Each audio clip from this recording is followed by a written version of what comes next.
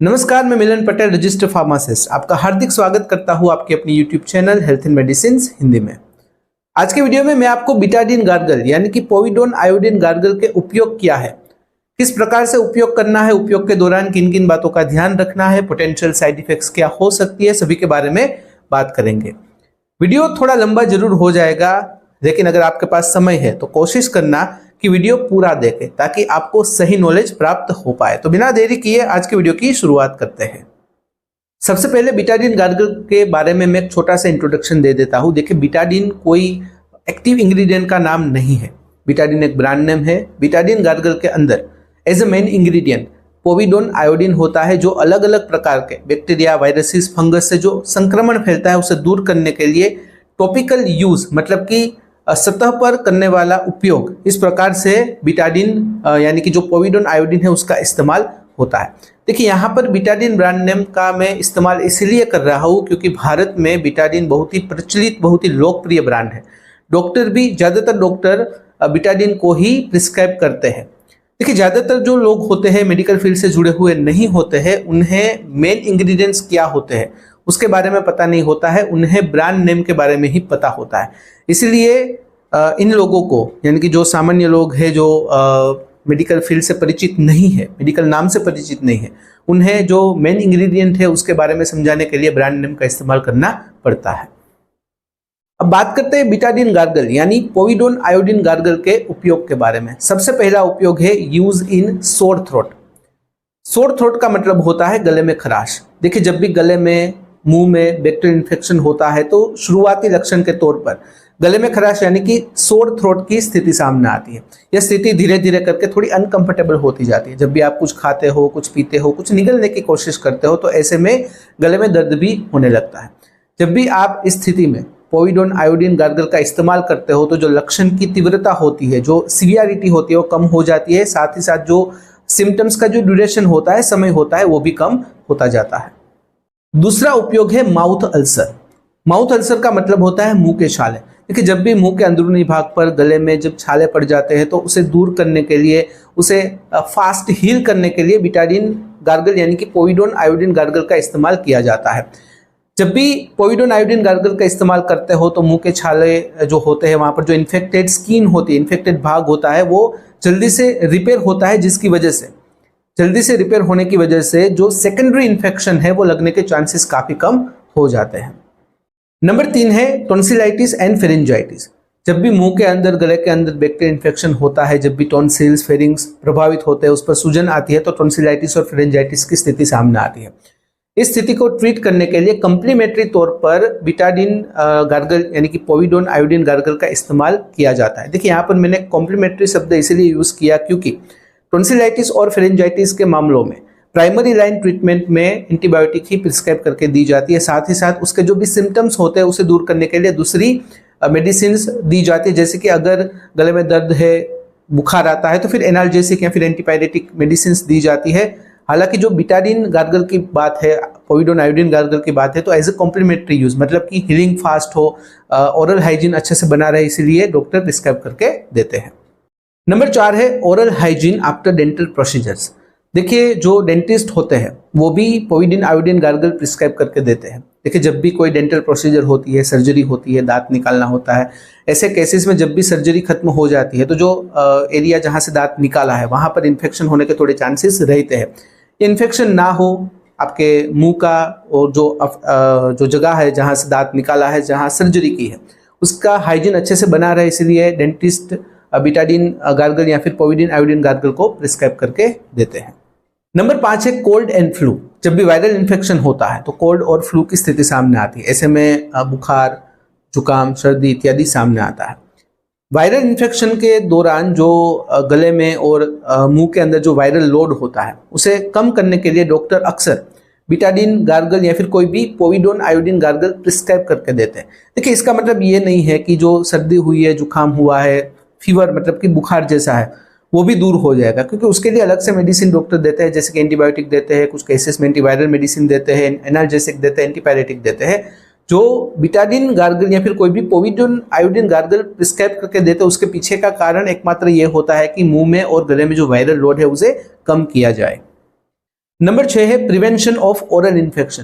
देखिए, जिन लोगों की रोग प्रतिरोधक क्षमता कम होती है, जिसे हम कहते हैं इम्यूनो कम्प्रोमाइज्ड इंडिविजुअल्स, ऐसे लोगों में या फिर जिन लोगों की मुंह से रिलेटेड कोई सर्जरी हुई है, तो फिर इन फ्यूचर ओरल हाइजीन को अच्छा रखने के लिए, इन्फेक्शन ना हो, इन्फेक्शन कम हो, इसलिए डॉक्टर एडवाइस करते हैं कि बिटाडीन गार्गल या फिर कोई भी पोविडोन आयोडीन गार्गल से आप नियमित रूप से गार्गलिंग करें, ताकि मुंह के अंदर जहां सर्जरी हुई या फिर बहुत ही इम्यूनो कम्प्रोमाइज इंडिविजुअल है, तो ऐसे में मुंह का इन्फेक्शन ना हो।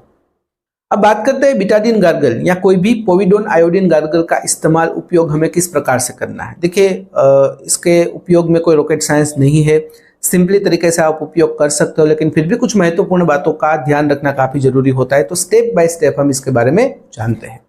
सबसे पहला स्टेप है डाइल्यूट द सॉल्यूशन।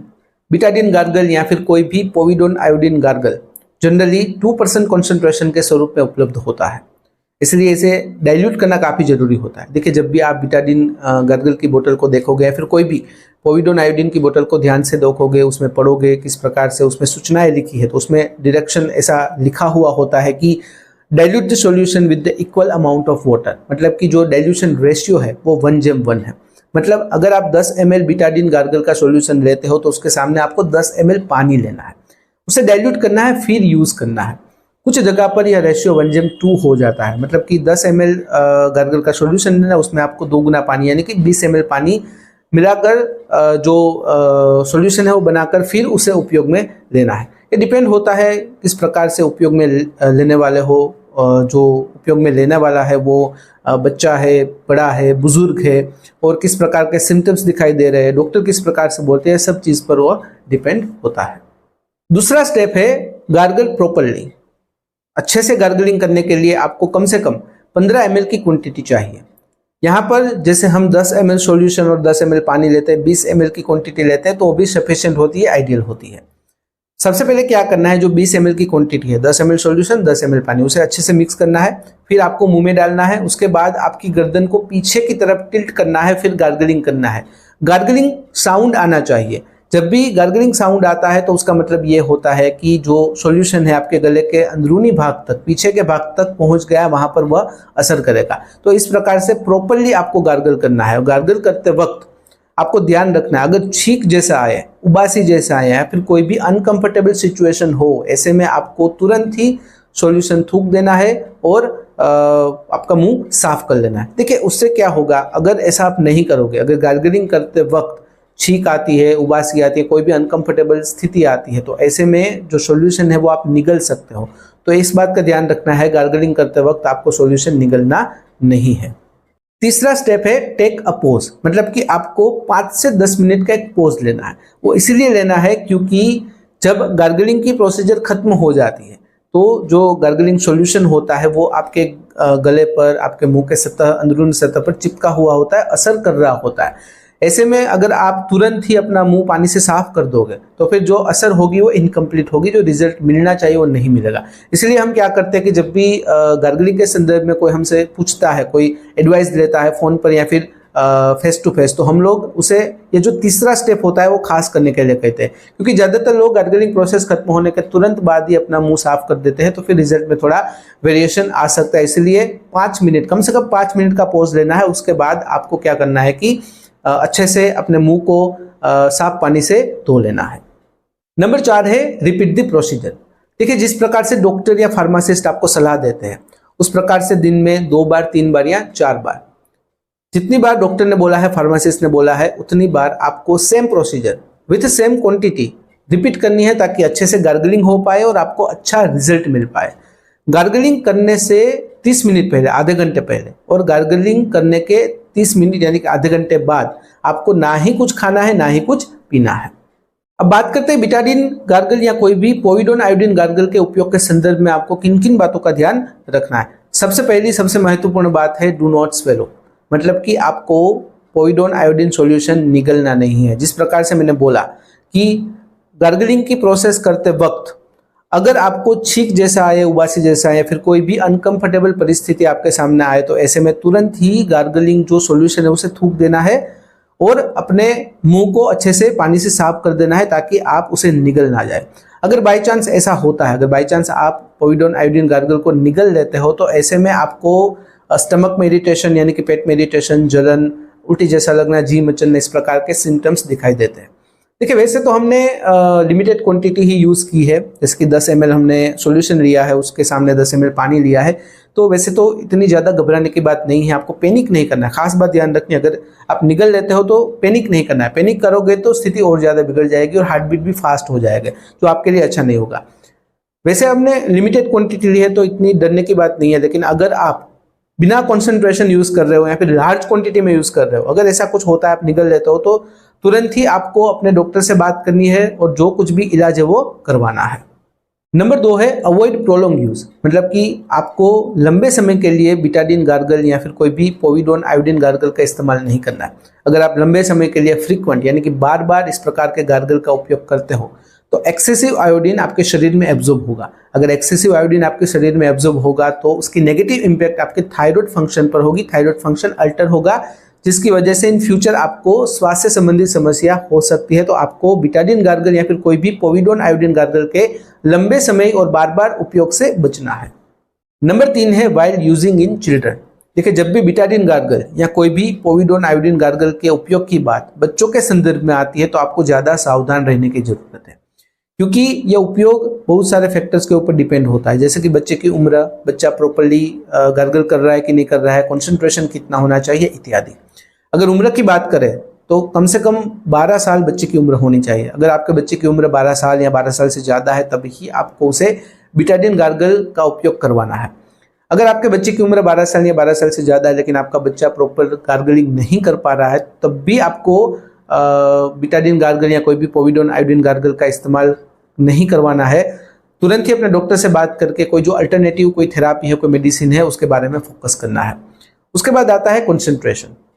जैसे हमने एडल्ट के लिए बात की कि जो कंसंट्रेशन है उसे डाइल्यूट करना काफ़ी ज़रूरी होता है 1:1 रेशियो में, 1:2 रेशियो में। उसी तरह बच्चों के लिए उपयोग की जब बात आती है, तब भी डॉक्टर से बात करके बिटाडीन गार्गल या कोई भी पोविडोन आयोडीन गार्गल है उसे प्रॉपर्ली डाइल्यूट करना है, उसके बाद ही उपयोग करना है।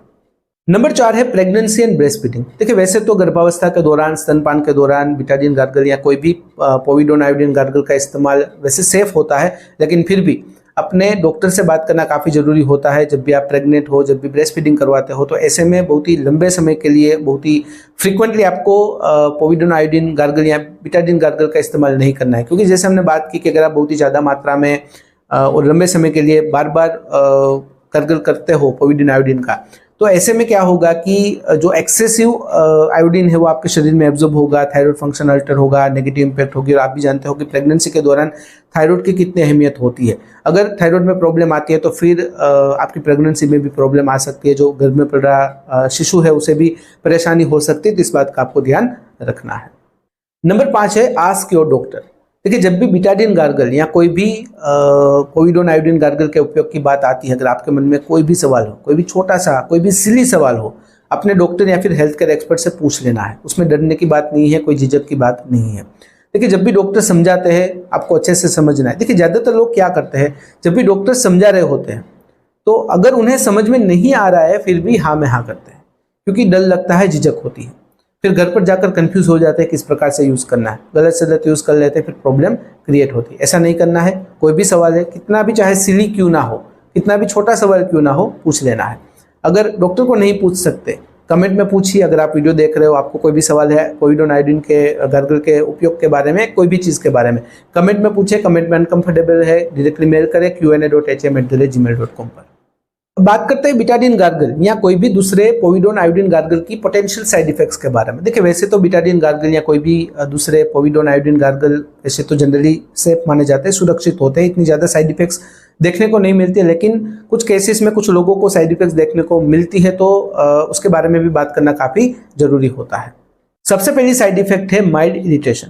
देखिए जब भी बिटाडीन गार्गल या कोई भी पोविडोन आयोडीन गार्गल को आप अच्छे से डाइल्यूट नहीं कर रहे हो, ज़्यादा कॉन्सेंट्रेशन में यूज़ कर रहे हो, तो ऐसे में माइल्ड इरिटेशन और स्टिंगलिंग सेंसेशन हो सकता है। जब सब कुछ सही है फिर भी म्यूकस मेम्ब्रेन में सूजन की वजह से, इन्फ्लेम होने की वजह से आपको माइल्ड इरिटेशन जैसा महसूस हो सकता है। नंबर 2 है एलर्जिक रिएक्शन। कुछ लोग आयोडीन या पोविडोन आयोडीन से एलर्जिक होते हैं, उनकी एलर्जी होती है। अगर वह लोग बीटाडिन गार्गल या कोई भी पोविडोन आयोडीन गार्गल का इस्तेमाल करते हैं तो एलर्जिक रिएक्शन होने की संभावना रहती है। अगर एलर्जिक रिएक्शन होता है तो कुछ सिम्टम्स दिखते हैं, जैसे कि खुजली आना, रेशिश हो जाना, सांस लेने में दिक्कत होना।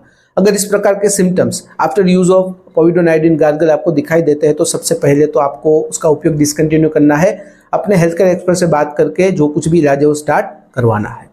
नंबर 3 है इंटरफियरेंस इन थायराइड फंक्शन। जैसे हमने पहले बात की, अगर आप बहुत ही ज़्यादा मात्रा में फ्रिक्वेंटली पोविडोन आयोडीन गार्गल का इस्तेमाल करते हो तो एक्सेसिव आयोडीन आपके शरीर में एब्जॉर्ब होगा, थायराइड फंक्शन अल्टर होगा, नेगेटिव इंपैक्ट होगी, दूसरी समस्या होगी। तो इस प्रकार से थायराइड के फंक्शंस में भी अल्टरेशन हो सकता है। नंबर 4 है स्टेनिंग। देखिए, ये कोई हेल्थ रिलेटेड कोई इश्यू नहीं है। जाहिर सी बात है कि पोविडोन आयोडीन का जो कलर होता है थोड़ा डार्क होता है। ऐसे में अब जब आप गार्गलिंग करते हो तो ऐसे में आपकी जीभ ब्राउनिश हो जाती है, आपके दांत में भी स्टेन लग जाता है। टेम्पररी होता है, जब भी आप अच्छे से मुंह को साफ कर लेते हो तो फिर ये स्टेन निकल जाता है, उसमें कोई घबराने की बात नहीं होती। नंबर 5 है चेंज इन टेस्ट। अगेन, इससे भी कोई हेल्थ रिलेटेड इश्यू नहीं होता है। आयोडीन का जो टेस्ट होता है वो थोड़ा बिटर होता है, थोड़ा मेटालिक होता है, जिसकी वजह से जब भी आप पोविडोन आयोडीन से गार्गलिंग करते हो तो ऐसे में आपके मुंह में मेटालिक और बिटर टेस्ट आ जाता है। इसलिए हम कहते हैं कि गार्गलिंग करने के 30 मिनट तक आपको ना ही कुछ खाना है ना ही कुछ पीना है। अगर फिर भी आप ऐसा कुछ खा लेते हो, पी लेते हो या फिर 30 मिनट के बाद भी अगर आपके मुंह में मेटालिक या फिर बिटर टेस्ट है तो घबराने की जरूरत नहीं है, थोड़ी समय में वो भी चला जाएगा। वापस से जो आपका ओरिजिनल टेस्ट है वो वापस से रिगेन हो जाएगा। तो ये थी जानकारी povidone iodine gargle, Betadine gargle के बारे में। अगर इस वीडियो से रिलेटेड कोई भी सवाल है बेझिझक कमेंट में पूछिएगा। कमेंट में अनकंफर्टेबल है डायरेक्टली मेल करें qa.hm@gmail.com पर। फिलहाल इस वीडियो में बस इतना ही। आज का वीडियो ध्यान से देखने और सुनने के लिए आपका धन्यवाद। जय हिंद, जय भारत।